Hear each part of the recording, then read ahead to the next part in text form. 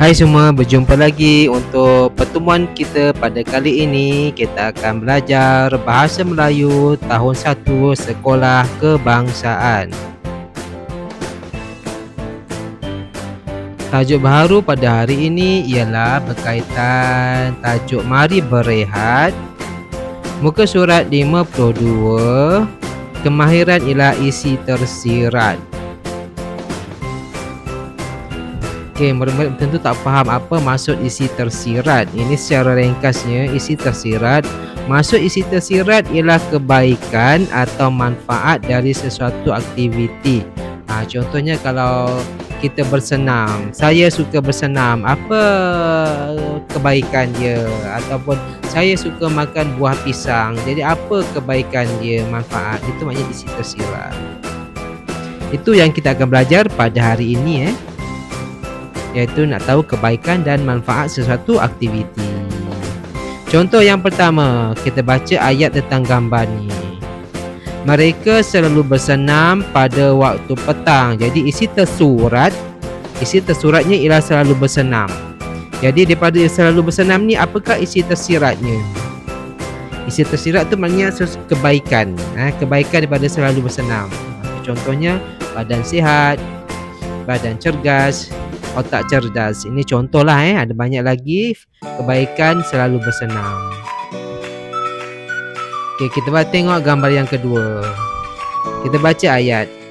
Mereka suka makan sayur pada setiap hari.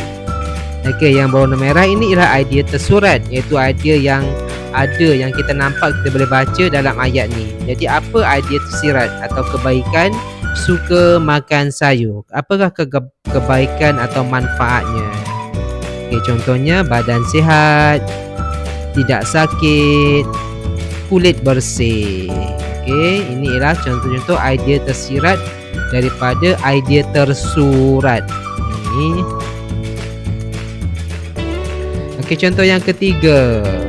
Kita baca ayat. Ayahnya berpesan supaya makan dengan tertib. Apakah idea tersurat yang kita nampak, yang kita baca kat sini? Ya, makan dengan tertib. Jadi apa idea tersiratnya? Kebaikan makan dengan tertib. Contohnya tidak tercekik, tidak muntah, atau tidak dimarahi orang ramai kalau kita sembahyang, kalau kita makan di restoran, makan dengan tertib, orang ramai tak marah kita. Inilah idea tersirat. Baik, seterusnya mari kita buka buku teks.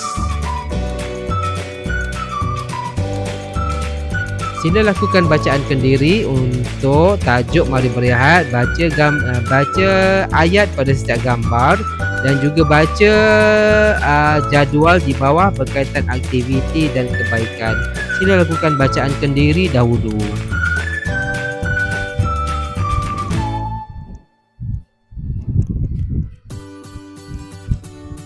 Baik, murid telah lakukan bacaan kendiri. Seterusnya aktiviti yang berikutnya, sila kita fahami kebaikan setiap aktiviti yang ada di dalam gambar.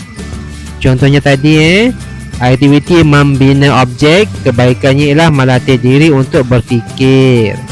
Mewarnakan lukisan, kebaikannya ialah tahu memilih warna. Membaca majalah dapat menambah ilmu.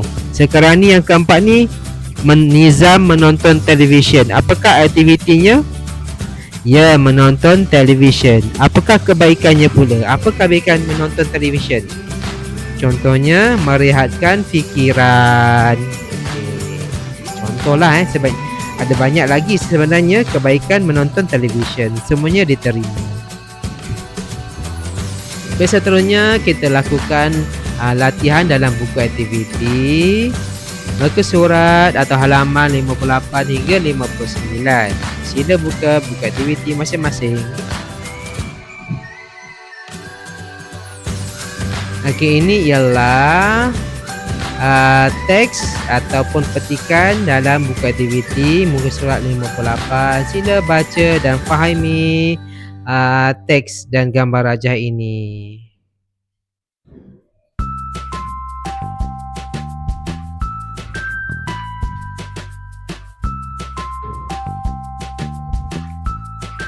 Okey, murid-murid telah pun membaca dan memahami teks ini. Mari kita buat aktiviti latihan di muka surat 59-nya pula, iaitu kita kena kenal pasti isi tersirat daripada setiap perbuatan Mimi dan Momo. Ada 3 perbuatan Mimi dan Momo. Sila lengkapkan idea tersurat di sebelahnya. Baik, ini ialah cadangan jawapan. Si murid-murid cuma perlu isikan pada idea tersurat yang betul, pada perbuatan Mimi dan Momo yang sesuai. Mana yang kita yang sesuai dengan idea tersirat ini. Sila isikan sekarang.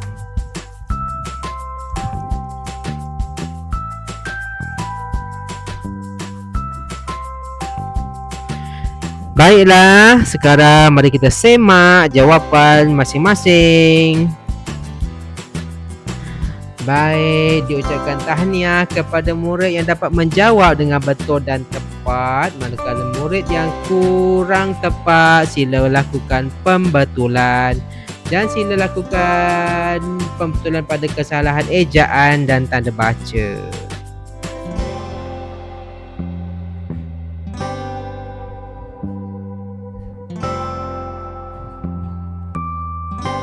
Baik, seterusnya murid-murid, kita telah berada di aktiviti yang terakhir, iaitu aktiviti pengayaan. Mari kita eja perkataan-perkataan berikut.